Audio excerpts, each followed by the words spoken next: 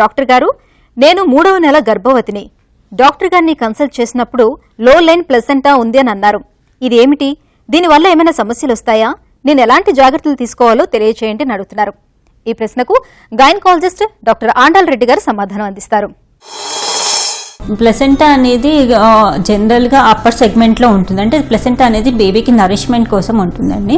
ఇది మదర్కి బేబీకి మధ్య కనెక్షన్ లాగా. ఇది ఇప్పుడు లో లయింగ్ అంటే కింద గర్భసంచిలో కింద భాగంలో ఉన్నదన్నమాట. కానీ 3rd మంత్లో కింద భాగంలో ఉన్నప్పుడు దీనివల్ల జనరల్గా ఏం ప్రాబ్లమ్స్ రావు. అదేంటంటే గర్భసంచి ప్రెగ్నెన్సీ ప్రోగ్రెస్ అవుతున్నా కొద్దీ ఆ ప్లసెంటా కూడా పైకి జరుగుతూ ఉంటుంది అనమాట. సో మనము 3rd మంత్లో ప్లసెంటా కిందికి ఉంది అని చెప్పినప్పుడు 5th మంత్లో మళ్ళీ స్కానింగ్ చేసి చూస్తాము.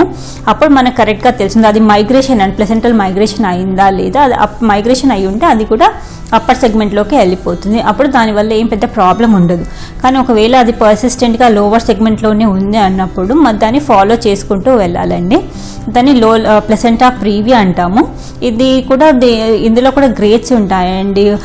గ్రేడ్ 1, గ్రేడ్ 2, గ్రేడ్ 3 అని. అంటే గర్భసంచి మూతికి చాలా దగ్గరగా ఉందా దూరంగా ఉందా అనేది మనం అల్ట్రాసౌండ్లో చూసుకొని దాన్ని బట్టి కరెక్ట్గా ట్రీట్మెంట్ చేసుకోవాలి. ఒకవేళ అది లో లయింగ్ ఉందనుకోండి, దీనివల్ల బ్లీడింగ్ ప్రాబ్లమ్స్ రావచ్చు. ప్రెగ్నెన్సీలో సడన్గా 7th మంత్ తర్వాత జనరల్గా హెవీగా బ్లీడింగ్ స్టార్ట్ అయ్యే అవకాశం ఉంటుంది. ఒకసారి చిన్న చిన్నగా కూడా బ్లీడింగ్ కావచ్చు. ఆ బ్లీడింగ్ కండిషన్ అసెస్ చేసి అప్పుడు మనం ప్రెగ్నెన్సీ మేనేజ్ చేసుకోవాల్సి ఉంటుంది. ఒకవేళ హెవీగా బ్లీడింగ్ అవుతుంది, ప్రెగ్నెన్సీ వయబుల్ అయిందనుకుంటే అప్పుడు డెలివరీ చేయాల్సింది. ఎందుకంటే బ్లీడింగ్ హెవీగా అయినప్పుడు బిడ్డకి కూడా తల్లికి కూడా ప్రమాదం అయ్యే అవకాశం ఉంటుంది. తర్వాత ఇది ప్లసెంటా లో లయింగ్ ఉన్న ప్రీవియా ఉన్నప్పుడు వాళ్ళకి జనరల్గా సిజేరియన్ చేయాల్సి ఉంటుంది. సో ప్లాన్డ్గా జనరలీ 37-38 వీక్స్ అంటే టర్మ్ కంప్లీట్ అయినప్పుడు వాళ్ళకి జనరల్గా సిజేరియన్ చేయాల్సి ఉంటుంది.